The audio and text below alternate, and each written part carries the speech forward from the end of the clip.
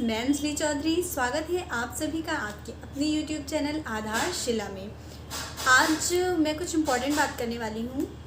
Actually मैंने देखा है कि जो हमारे आसपास लोग हैं जिन्हें सीटेट का एग्ज़ाम देना है और उन्होंने सब्जेक्ट संस्कृत भी ले रखा है, बट उन्हें ये नहीं पता संस्कृत में क्या पढ़ना है, कैसे पढ़ना है, बट वो बहुत परेशान है इस वजह से।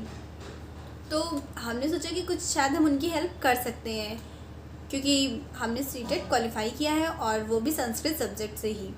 तो मैं बस इतनी हेल्प करना चाहती हूँ कि आप लोग समझिए कि क्या पढ़ना है आपको और कैसे पढ़ना है, ठीक। तो पहली चीज़ कि जो सीटेट की संस्कृत है वो आप दिमाग से अपनी ये बात बिल्कुल निकाल दीजिए कि टफ़ आती है। सारे लोग यही बोलते हैं संस्कृत बहुत टफ़ है, संस्कृत बहुत टफ़ है, संस्कृत में क्वेश्चंस होते हैं। अरे बिल्कुल भी ऐसा नहीं है, ठीक है। तो फर्स्ट थिंग आप अपने माइंड से इस चीज़ को निकाल दीजिए कि संस्कृत का पेपर बहुत टफ़ आता है। उसके बाद दूसरी चीज़, आप हिंदी पढ़ लेते हो ना, तो फिर क्या प्रॉब्लम है। संस्कृत से ही हिंदी की ओरिजिन हुई है, तो जो संस्कृत है वो जननी भाषा है, तो आपको संस्कृत पढ़ने में उतनी प्रॉब्लम नहीं होगी। आप अक्षर को जोड़ जोड़ कर पढ़ सकते हैं, ठीक। और जैसे कुछ शब्द होते हैं जैसे विकारः मतलब विकार, या ऐसे नृपः मतलब राजा, ऐसे कुछ शब्द होते हैं, ठीक है। तो इन सारे शब्द को जब आप पढ़ेंगे तो मे बी आप गेस कर लो कि इसका मतलब क्या है। और अगर आप गेस नहीं कर पाते हो तो यहीं पर आपको थोड़ा सा सीखने की ज़रूरत है, क्योंकि होता क्या है 15 मार्क्स की तो आपकी पेडागोजी है। उसमें आपको क्या करना है कि वो अगर आप साइको तैयार कर रहे हो तो आप उस चीज़ को तैयार कर सकते हैं। हमने आपसे पहले भी ये बात कही है कि आप साइको की पेडागोजी अच्छे से तैयार कर लीजिए, क्योंकि वो सारे पोर्शंस में होती है 15 मार्क्स की। तो उसमें क्या होता है, जैसे कुछ मेथड्स हैं, कुछ शिक्षण विधियाँ हैं, वो आपको पता होना चाहिए।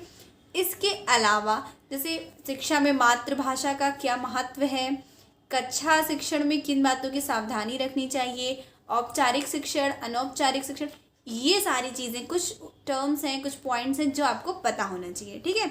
तो ये चीज़ हो गया।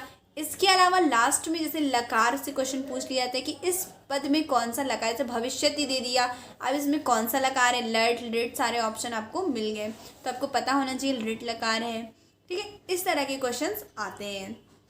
तो अब यही है कि कुछ आपको 100 से 200 वर्ड्स या 200 पद हम आपको नेक्स्ट वीडियो में बताएंगे कि इन शब्द का क्या अर्थ होता है। बहुत इजी होता है, क्योंकि संस्कृत से ही हिंदी के शब्द बने हुए हैं, हिंदी उसी से ओरिजिन हुई है, तो वो थोड़ा सा रिलेट करके अगर आप पढ़ेंगे तो आपको याद हो जाएगा।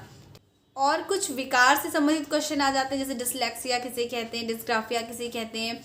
ये यहाँ पर मेन पॉइंट आपके लिए ये है कि आप जैसे पेडागोजी आपको आती है, फिर भी आप संस्कृत के क्वेश्चंस नहीं कर पा रही हैं, तो ये थोड़ा सा यहाँ पे एक चीज़ का ध्यान देना है कि जब आप संस्कृत के वाक्य को पढ़ रही हैं तो आप कोशिश करें कि उसको समझें कि वो क्या कह रहा है।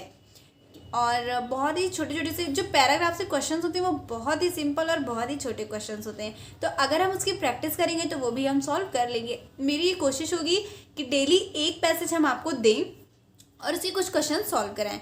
तो और ये पैसेज वही होंगे जो प्रीवियस ईयर में पूछे जा चुके हैं, ताकि आपकी प्रैक्टिस बहुत अच्छे से हो जाए।